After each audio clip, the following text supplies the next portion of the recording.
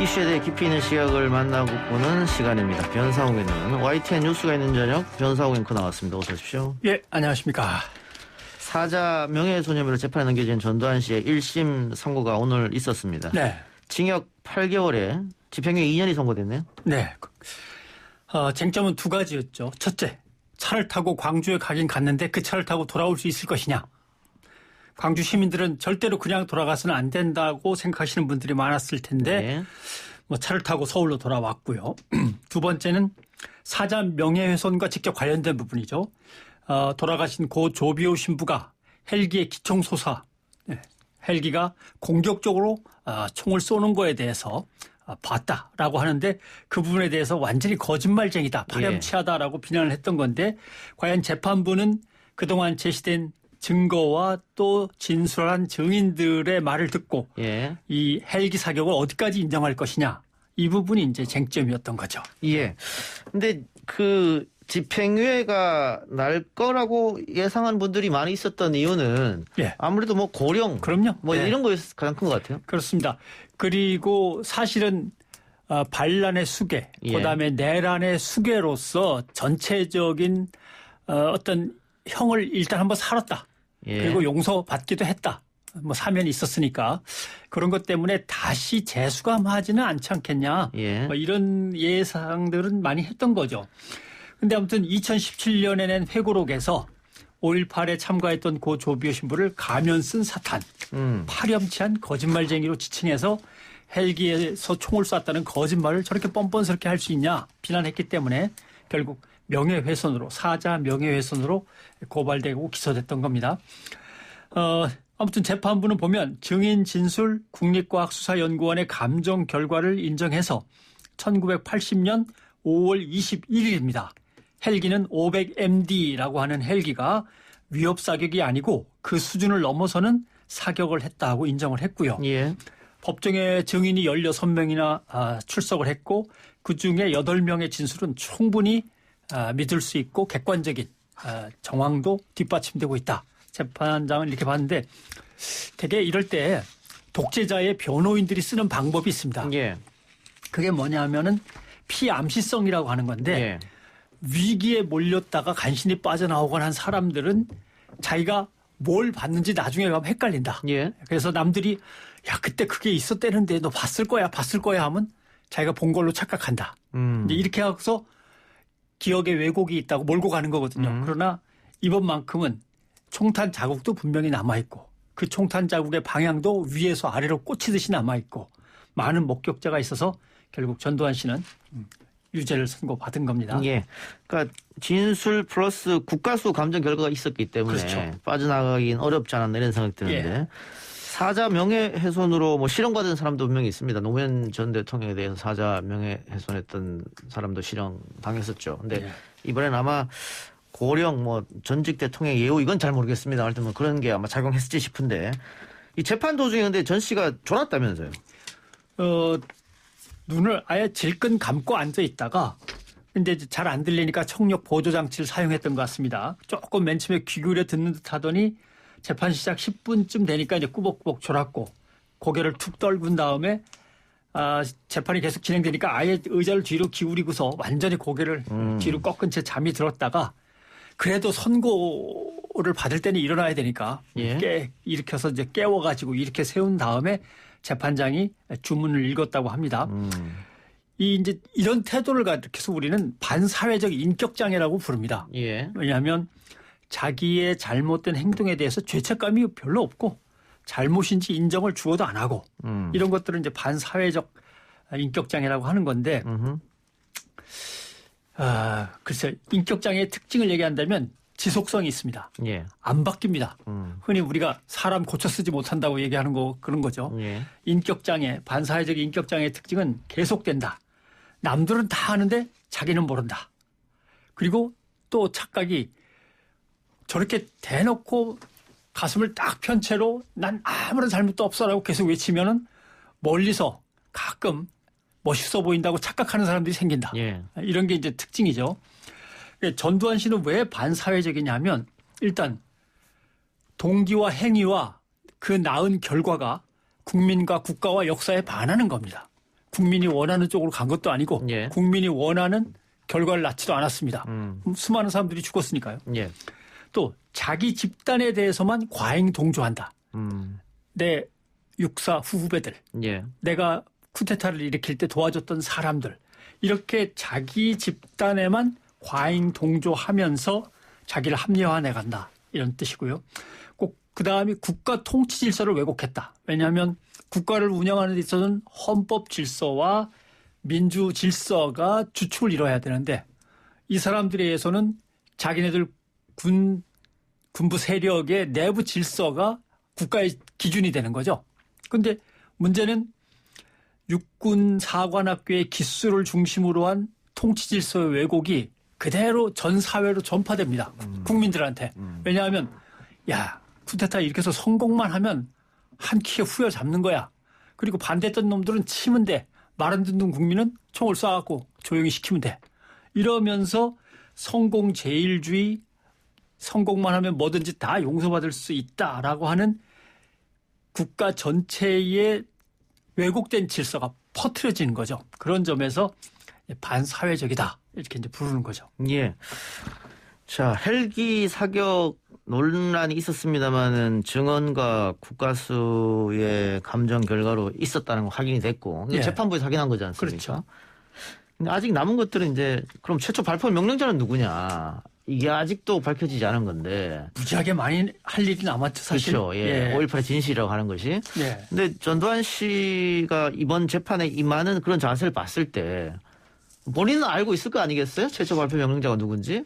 이번 재판 임하는 모습을 봤을 때는 글쎄요. 과연 이게 진실이 밝혀질까 좀 의심스러운 면이 있어요. 예. 아무튼 제가 한번 전두환 씨의 1심 사형 선고를 받을 때 판결문을 찾아서 한번 읽어봤습니다. 예. 거기에 뭐라고 돼 있냐면 전두환, 노태우 등 피고인들은 서로 공모하여 비상계엄을 전국으로 확대할 이유가 하나도 없는데도 비상계엄을 전국으로 확대하고 국회를 해산하고 광주에서 시위가 자기들 전국 장악에 상당한 장애가 될 수 있다고 판단해서 공수부대를 투입하고 또 증파하여 한 번 더 보내는 거죠. 예. 예. 이를 조속히 제압할 의도 아래 맨 처음에 진압봉을 사용하고 그다음에 대검을 사용해서 찌르고 베고 그다음에 M16 소총으로 사격하고 그다음에 장갑차를 동원해서 깔아뭉개고 예. 이렇게 돼 있습니다. 예. 근데 이제 판결문에 헬리콥터는 안 들어가 있는데 예. 이제 집어넣어야 됩니다. 예. 그래서 이런 거를 사람들은 좀 이렇게 지루해 하시거나 벌써 피곤함을 느낀다고 호소하는 분들이 계시는데 예. 이런 걸 이제 국제적으로 이행기 정의라고 합니다. 독재 또는 권위주의 정권으로부터 민주사회, 민주정치 체제로 이행할 때 꼭 바로 세워야 되는 정의, 이행기 정의라고 하는데 그러니까 한 사회가 민주사회로 다시 되돌아갈 때 미리 해결하고 넘어가야 되는, 청산하고 넘어가야 되는 걸 이행기 정의라고 하는데 이 이행기 정의를 잘한 나라와 못한 나라가 어떻게 비교할 수 있냐면 히틀러를 겪은 다음에 독일, 군국주의를 겪어서 2차 세계대전을 저지른 다음에 일본. 예. 두 나라가 완전히 다르지 않습니까? 예. 이행기 정의를 바로 세운 독일은 바로 유럽 연합의 중심축이 되면서 세계 최고의 부강국이 되었고 일본이란 나라는 전혀 반성하지 않으면서 아시아에서라도 어떻게 맹주를 먹어볼까 하다가 실패하고 계속 나락으로 떨어지고 있는 상황이지 않습니까? 이런 이행기 정의를 어떻게 이행하느냐에 따라서 나라의 모습이 달라집니다. 그런 점에서 우리의 과제를 이제 계속 실행해 나가는 건 대단히 중요하죠. 예. 그러니까 YS 정권 때 역사 바로 세우기 작업으로 이 신군부 쿠데타 세력들이 법정에서 처벌을 받았고, 그렇죠. 방금 얘기했듯이 뭐 사형, 무기징역 뭐 이렇게 받았습니다만은 사면으로 또 다 풀어졌습니다. 다 풀어놨기 때문에 뭐 일세 부자리 원칙에 의해서 또 처벌하는 것은 불가능하고 다만 진실은 좀 아직 덜 밝혔으니까 밝히자. 이런 이야기 있음에도 불구하고 아직도 많은 사람들이 뭐 지겹다든가, 그렇죠. 뭐 너무 오랫동안 끌지 않느냐, 뭐 이렇게 말하는 사람 있다 이 말씀으로 하신 것 같아요. 이행기 정의에서 중요한 게 그동안은 숨겨놓고 감추고 있다가 새롭게 드러나는 범죄 행위가 있습니다. 그런 범죄 행위에 대해서 가해자한테 사법적 판단을 해야 되는데 감추고 부인하는 시간이 길었기 때문에 이게 결국 공소시효가 소멸돼 버린다든가 이런 일이 벌어지기도 하죠.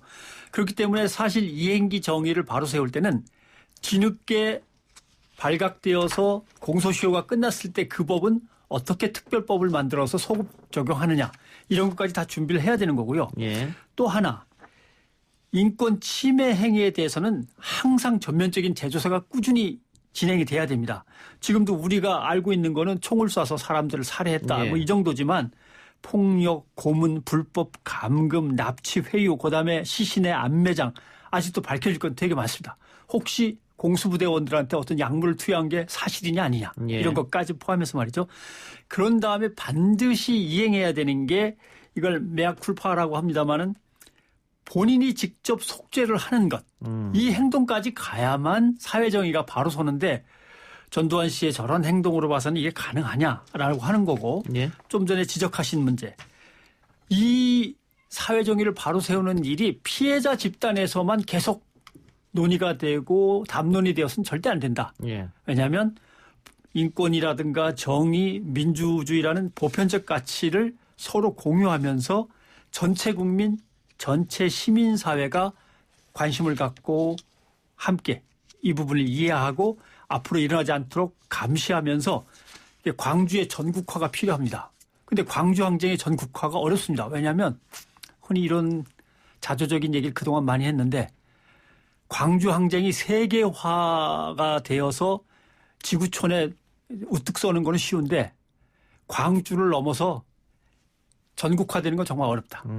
왜냐하면 광주를 어떤 사람들은 빨갱이 속으로 아니었어 그때 예, 이렇게 예, 하는 사람도 있고 예.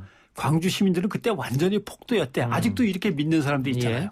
그러니까 세계화는 쉬운데 전국화는 오히려 어렵다는 거죠. 그런 예를 들면 과제들이 이제 해결돼야죠. 홍콩 같은 곳에서도 5.18 배우자 뭐 이런 얘기를 그렇죠. 하니까요. 예. 없던 빨갱이도 만들어냅니다. 광주에 빨갱이가 어딨어라고 하니까 그럼 북한군이 내려온 걸 하지 뭐 내려왔다고. 이런 식으로 예. 만들어가면서 끝끝내 전국화를 거부하고 우리의 광주로 받아들이지 않으려고 하는 그런 몸부림들이 계속되는 거죠. 인권 말씀해 주셨는데 특히 국가 폭력에 의해서 인권이 짓밟히는 것은 예. 반드시 국가가 책임지고 바로잡을 필요가 있겠죠. 그렇습니다. 예. 그렇게 국가 폭력에 대해서 바로잡으려고 할 때 이제 넘어야 될 산이 세 개가 생기는데 예. 그 흔히 뭐라고 하냐면 첫 번째가 부인입니다. 저질렀던 인간들이 다 아니라고 그럽니다. 예. 전두환 씨가 대표적인 경우죠. 난 그런 명령을 내린 적도 없고 헬기는 난 얘기 들어본 적도 없고 이런 식입니다. 그래서 예. 첫 번째는 모두가 부인합니다. 그 부인하는 사람들을 자백을 받아내기 위해서 증거를 모으고 이제 온갖 노력을 다해죠. 두 번째 넘어야 될 산은 망각입니다. 틀림없이 함께 겪었는데도 다들 까먹습니다, 이제. 5.18이 언제적 얘기지? 아유, 40년 된 거 아니야? 뭐 이렇게 하면서 틀림없이 그때 광주에 대해서 아파하기도 했고 얘기를 들었는데도 점점 까먹기 시작하죠. 잊으려고 애를 쓴 사람들도 있을 수도 있고. 예. 예. 세 번째가 무지입니다. 그때 안 겪은 사람들은 아예 모릅니다. 광주가 무슨 의미를 갖고 있는지 1980년 광주에 뭐 이런 식으로. 예. 그러니까 이것들을 어떻게 넘어서 광주 항쟁의 의미를 사람들한테 알리고 계승해 나가냐 엄청난 숙제로 남아있는 거죠. 그렇죠. 우리에게 남은 숙제까지 예. 이야기했습니다.